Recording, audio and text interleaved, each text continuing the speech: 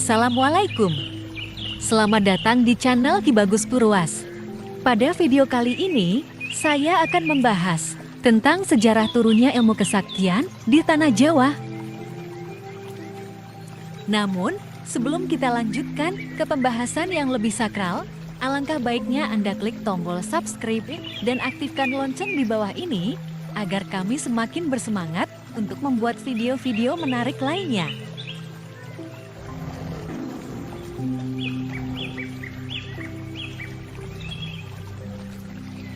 Pada masa Sanghyang, di mana tanah Jawa masih berupa lautan luas dan hutan lebat, bumi yang terasa angker dan dihuni oleh bangsa siluman serta makhluk halus.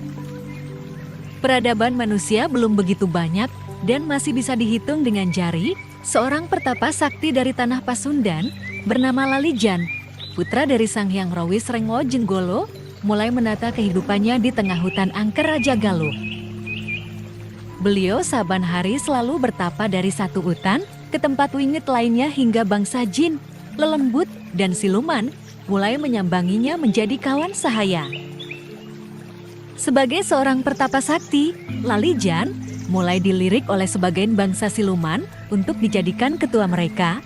Namun dari pihak lain, seperti dari bangsa jin dan lelembut yang merasa lebih tua darinya, tidak menerimakan dengan kehadirannya. Di sini perang tanding dan adu kesaktian pun terjadi hingga berakhir dimenangkan oleh Lalijan. Sejak kemenangannya, semua bangsa siluman, lelembut, dan jin tunduk kepadanya sampai akhirnya Lalijan menikah dengan seorang putri dari Kempa dan memiliki 3 putra, di antaranya Arya Bengah, Ciung Wanara, dan Nyai Ratu Maharaja Sakti.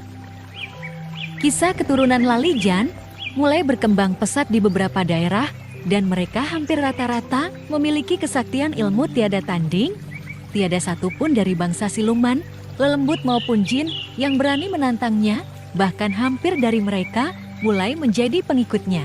Dari perjalanan inilah kerajaan Jawa mulai dibangun, dimulai dari Majapahit, lewat keturunan Arya Bengah yang menurunkan putra Brawijaya Anom, Brawijaya Kapulangir, Brawijaya Mangkuzaman, Brawijaya Kakarsih, Brawijaya Susuhunan Agung, Brawijaya Kertadatu, dan Brawijaya Sri Madengda. Sedangkan kerajaan Galuh Dwipa mulai berdiri dari kekuasaan Ciung Wanara yang menurunkan para putra, di antaranya Prabu Linggameong, Prabu Linggawesi, Prabu Linggawastu, Prabu Susuk Tunggal, Prabu Mundingkawati, dan Prabu Siliwangi Pajajaran. Seiring waktu berjalan, tanah Jawa lambat laun mulai dipadati bangsa manusia, baik dari keluarga kerajaan maupun pelancong atau penduduk setempat.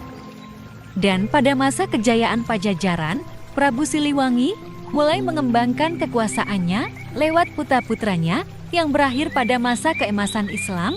Di antara putra beliau, Guru Gantangan, Sri Mangana Prabu Walangsungsang, Prabu Sengarakian Santang, dan Nyai Masara Santang. Ilmu kesaktian yang berawal dari bangsa Siriani mulai menyatu dengan kehidupan Islam di tanah Jawa. Ajian dan asma lain yang menopang dua bahasa, Arab dan Kejawen, lambat laun menjadi satu keyakinan yang selalu dianut hingga sampai saat ini. Tembang sari, kidungan, dan ajian, serta amalan selalu melekat bagi para ahli batin, tirakat, puasa lepas, nyebleng, dan menjauhi ketenaran menyendiri menjadi bahan pokok bagi seorang spiritual. Nah, jadi itulah sejarah turunnya ilmu kesaktian di tanah Jawa. Kisah kesaktian dan kedijayaan hanya bisa kita temui di tanah Jawa, bukan di negara lain. Semoga bermanfaat. Saya Ki Bagus Purwas. Assalamualaikum warahmatullahi wabarakatuh.